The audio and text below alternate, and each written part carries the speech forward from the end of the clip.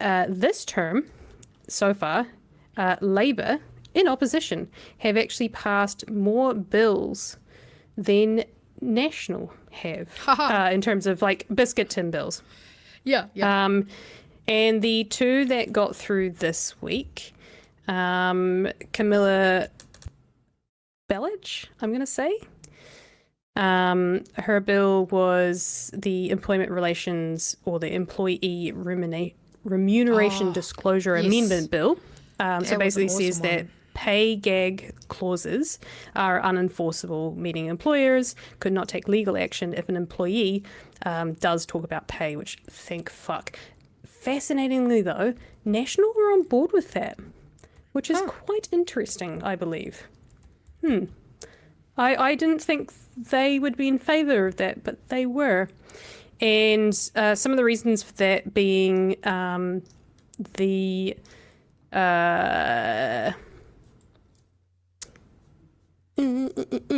does she say it?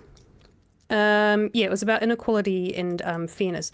She's referenced a study by the Human Rights Commission into the Pacific pay gap, which she said had found pay secrecy was really hampering the progress of New Zealand workplaces, an idea she then became interested in leading to her members' bill. We cannot keep taking steps backward when it comes to equality and fairness.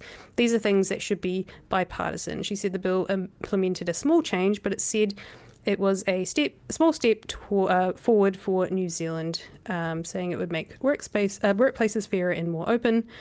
Vanessa Wienick, of course, we've had some harsh words to say about her, particularly as the women's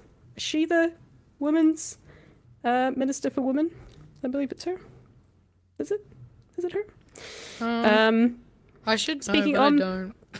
Speaking on behalf of the National Party, Vanessa Wienick said she rose in very strong support of the bill to a round of applause. She also acknowledged it was a small change, but called it a fundamental change. It will actually enable all employees to confidently discuss their pay and terms and conditions with anyone that they choose to, without fear that doing so may cause encumbrance in their employment, that they might have some negative impact or repercussions as a result of doing that.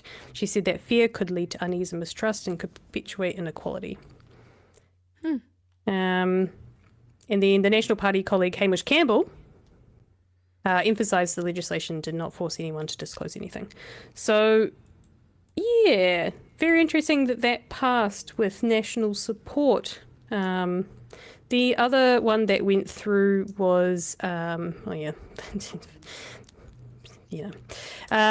evidence of family violence bill, which was Tracey McLellan's giving evidence of family violence amendment bill, which would extend the range of possible protections for those giving evidence of sexual assaults or family harm in the family court, also passed, but with support from all parties. It would allow for those giving evidence to do so in alternative ways, rather than being required to do it in the same room as the alleged abuser, for example.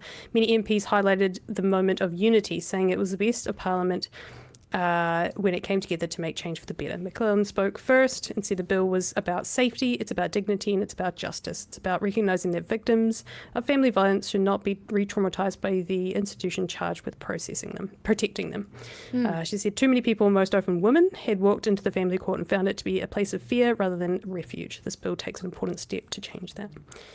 On behalf of National, echoing McLellan's sentiments, he also spoke about the debate representing the collegiality of Parliament. Everybody in this place wants to make New Zealand a better place. Sometimes we disagree about how we get there, but sometimes we actually come together for the good of New Zealand. So I always find it interesting when members' bills like this, National come to the table. Yes, but so what that means is that in a nitty gritty stats kind of way. So the last Parliament, 15 members' bills passed into law. 10 were from Labour and Green, the parties that were in government, and 5 from National. In that context, this Parliament is setting a new standard. This week, 2 members' bills from opposition MPs passed their third and final readings and now await the assent of the Governor-General. A third is nudging at their heels if it passes. in October. As a result, in this parliament, more opposition members' bills have passed into law than government wants. The score is now 6-4. By October, it may be 7-4. It's a shame. And this is highlight to Camilla. Sorry. I should know people's names. Camilla? Oh, I can't. Camilla? Oh. No, Camilla. I was looking It's their third successful members' bill. She had 2 come through last year. So good on her. She's killing it. Right, get it. Fantastic. But yeah, just some nice good news there. I think there's some good changes there. I didn't realise that there were gag orders on talking about your pay.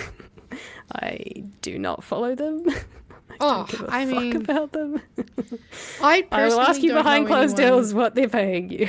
I feel like if you have the kind of job where people get a bit weird about that, I don't know. I've never had a job like that, so I don't think they give a shit at New World if you guys talk about how much you get paid.